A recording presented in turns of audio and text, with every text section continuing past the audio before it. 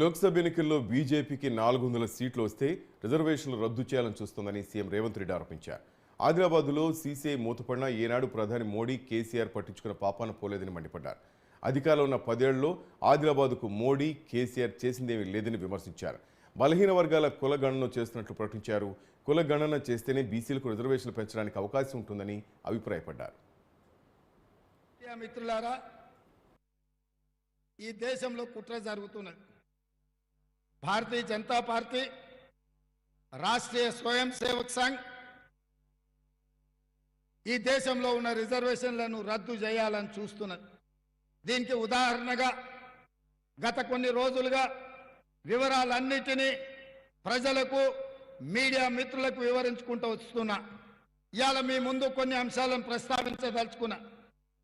British రాజ్యం ఉన్నప్పుడు, British తెల్లదొరలు ఉన్నప్పటి నుంచి 1881 నుంచి జనాభా లెక్కలు వెయ్యడము ఆనాడు బ్రిటిషర్స్ మొదలుపెట్టిండ్రు.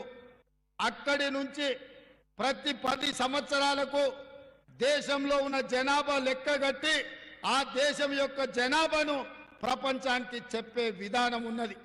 1881లో మొదలైన ఈ జనాభా లెక్కలు 2021 వరకు, స్వతంత్రం రాకంటే ముందు, స్వతంత్రం వచ్చిన తర్వాత కూడా దేశంలో ఉండే జనాభాను లెక్కగట్టడం